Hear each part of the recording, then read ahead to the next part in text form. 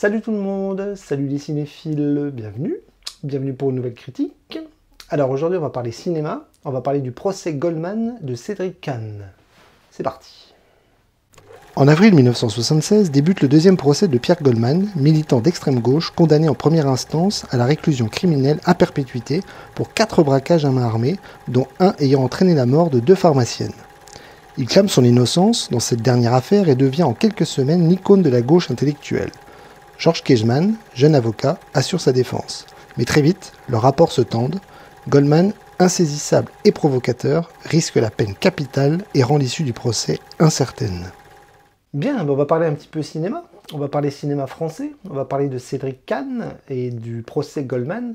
Donc c'est un film qui avait eu un certain bouche à oreille sur les réseaux. Je trouvais qu'il y avait beaucoup de retours positifs. Et donc j'avais très naturellement envie de le voir, ce film, parce qu'il y avait quand même une bonne popularité autour de ce film de Cédric Kahn. Donc Cédric Kahn qui est un réalisateur français, cinéaste français, qui est pas que réalisateur, qui est aussi acteur, scénariste, donc qui est assez complet dans le cinéma français, et qui a fait des films plus ou moins connus, plus ou moins réussis, plus ou moins populaires, avec notamment Roberto Zucco, L'Ennui, La vie sauvage avec Kassovitz, et le dernier, donc le procès Goldman, enfin non, pas le dernier, parce que le dernier c'est un film sur le cinéma, je crois qu'il s'appelle Making of, que je n'ai pas encore vu, mais qui parle de cinéma. Donc ça, le procès Goldman, c'était l'avant-dernier. Donc voilà, j'avais très envie de voir ce film de procès sur l'affaire Pierre Goldman. Donc Pierre Goldman, c'est une vieille affaire dans les années 70 qui est réelle, qui est vraie, qui était donc le procès d'un militant d'extrême gauche qui avait été soupçonné d'avoir tué 2 pharmaciennes dans un braquage, et lui, il clamait son innocence. Donc c'est tiré du livre que Pierre Goldman a écrit, qui est plutôt inspiré assez librement. Mais donc c'est pas un biopic sur Pierre Goldman, c'est vraiment un film sur le procès de Pierre Goldman. Donc voilà, c'était une reconstitution plutôt libre, et donc j'étais très intéressé par ce sujet qui avait quand même remué pas mal la presse dans les années 70. Alors, est-ce que j'ai aimé ou est-ce que je n'ai pas aimé le procès Goldman? Eh bien j'ai trouvé ça sympa. Le film divise plus ou moins, il y a quand même pas mal de gens qui trouvent que c'est pas terrible, notamment par la forme, c'est-à-dire que c'est un film de procès, c'est assez simple, assez carré, assez sobre, assez épuré, et c'est ce qui plaît pas beaucoup chez certains cinéphiles, notamment, un petit peu comme Anatomie d'une chute, qui a été récompensé de toutes parts, malgré finalement un film qui n'est pas forcément très révolutionnaire sur le plan esthétique. Mais bon, les films de procès, c'est toujours un peu comme ça, parce que c'est souvent des huis clos, c'est fermé, et ce qui compte, c'est pas vraiment la réalisation, c'est plus le jeu de l'acteur, les chants, les contre-chants, l'art du montage entre les dialogues, surtout, beaucoup les dialogues qui sont quand même l'essence même des films de tribunaux. Et donc le procès Goldman n'échappe pas à la règle. Après, dans le fond de l'histoire, ce qui est intéressant, c'est qu'à travers les années 70, à travers Pierre Goldman, donc c'est ce militant d'extrême gauche condamné pour un meurtre qui, soi-disant, il n'a pas commis, sans spoiler, la fin est assez claire, mais c'est un film qui, moi je trouve, reflète notre époque, c'est-à-dire c'est un film français qui parle des années 70 à travers tout l'engagement du personnage qui est un fils de juif, voilà, qui a connu la Seconde Guerre mondiale et qui a eu du mal à se créer une identité, à vivre sa vie normalement, correctement, donc a vécu de petits vols, de petits braquages, surtout de vols et de petits problèmes avec la justice ici et là. Et donc à travers le procès qui le condamne pour meurtre, on voit aussi toute la société française de l'époque, avec le rapport aux Juifs, le rapport aux Antillais, le rapport aux Arabes aussi, parce que ça parle de ça.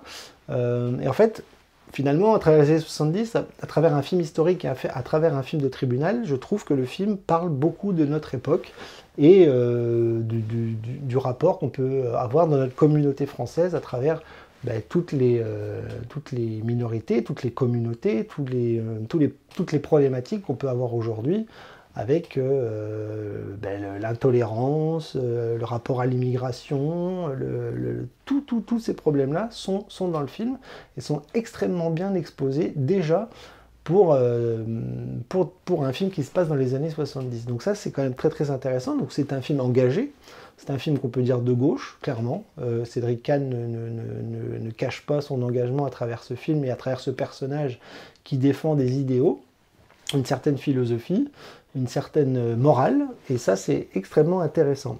Donc c'est un film sur la vérité, sur l'engagement, sur la justice, bien évidemment à travers un film de tribunal, donc qui, comme je vous l'ai dit avant, est formaté dans un style très épuré, avec un cadre assez fixe, avec des acteurs qui clament un petit peu comme des tirades théâtrales tout le procès. Alors ce qu'il faut savoir, c'est que le film a été basé sur les verbatims du vrai procès, donc on retrouve plein de parties réelles qui ont été dites, qui ont été oralisées, et ça c'est assez fort dans la retranscription de ce procès qui a vraiment sur 2 heures toute l'intensité, toute l'essence de la problématique de ce procès Goldman. Goldman, qui d'ailleurs sonne peut-être à vos oreilles comme connu, mais c'était le demi-frère de Jean-Jacques Goldman. Donc c'est aussi en ça que le procès a été médiatisé encore plus dans les années après, parce que Jean-Jacques Goldman, tout le monde connaît sa carrière, sa popularité, et donc il était associé à son demi-frère qui, lui, pour le coup, était pas vraiment dans une publicité très très positive, on va dire. Donc voilà. Donc style très épuré, cadre fermé, le tribunal a été repensé sur une forme de huis clos quasi total, parce que les 3/4 du film, ça se passe dans le tribunal au moment du procès, donc on est vraiment immergé à l'intérieur du procès. Et donc ça fonctionne très très bien parce que les acteurs sont formidables, les avocats, les acteurs qui jouent les avocats sont très très forts. On a les 2 points de vue, on a des chants, on a des contre-chants, on a vraiment les réactions des pour, des contre, de ceux qui le condamnent, de ceux qui le pensent innocent. Et donc ça c'est très très intéressant parce que finalement il n'y a pas de manichéisme là-dedans, même si c'est un film engagé et un film de gauche, on a quand même les 2 parties qui sont extrêmement bien développées et extrêmement bien écrites dans le film. Donc, très très bon film de procès. Voilà, il n'y a pas de musique. Le film est assez plat, mais justement, pour éviter le sensationnalisme et pour éviter aussi de prendre un parti pris émotionnel à travers la musique. Donc, pas de musique. Donc, tout pour le texte, tout pour l'oral, tout pour l'acteur qui clame son texte, et ça en prend une dimension vraiment supérieure, parce que il y a vraiment des dialogues très très forts, que ce soit de la part de Pierre Goldman, des avocats ou des témoins. Voilà, ça dit beaucoup de choses sur notre France, ça dit beaucoup de choses sur notre société, et c'est extrêmement intéressant à ce niveau-là, et je trouve qu'il y a presque un côté presque documentaire dans l'approche du film de tribunal qui met en avant ses acteurs, qui met en avant une époque et qui met en avant une problématique extrêmement forte en matière de justice, parce que voilà, c'est l'innocence d'un homme qui va devoir être défendu à travers plusieurs avocats et plusieurs personnels du monde de la justice.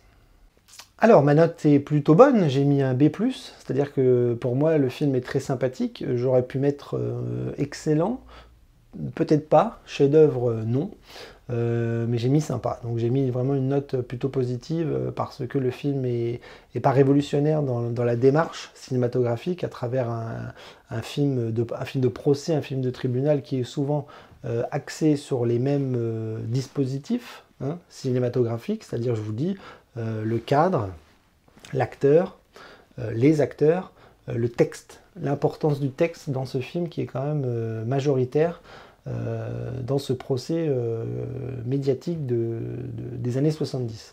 Donc voilà, donc j'ai mis une note plutôt positive, et je conseille vraiment le film à tous ceux qui aiment les films d'avocats, les films sur la justice, les films de procès. C'est plutôt réussi. Et ben on va conclure avec cette note plus ou moins sympathique. J'espère que ça vous aura donné envie de voir le procès Goldman. Voilà, c'est un bon film français. Cédric Kahn, c'est un cinéaste très intéressant, très important, je trouve, dans la culture cinématographique française. C'est quelqu'un voilà, qui a fait des films assez forts, hein. La vie sauvage, c'était vraiment très très bien. L'ennui, Roberto Zucco, et j'en passe, hein, il a fait plein d'autres films très très intéressants. C'est un très bon acteur aussi.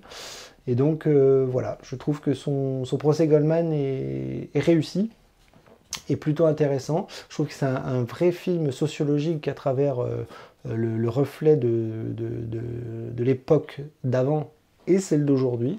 Je trouve que ça résonne assez fort dans ce rapport à l'autre, dans ce rapport à l'étranger, dans ce rapport à la justice aussi, à l'innocence, à cette faculté de vivre ensemble et de devoir défendre ses idéaux. Et donc c'est voilà, un film qui est quand même d'actualité par rapport à ce qui se passe à la politique aujourd'hui et par rapport à ce qui se passe dans le monde en général. Donc non, c'est un film à voir, je le conseille, et j'espère que ça vous plaira. En attendant, je vous dis abonnez-vous à la chaîne, et puis je vous dis à très très vite pour une nouvelle critique. Coupez!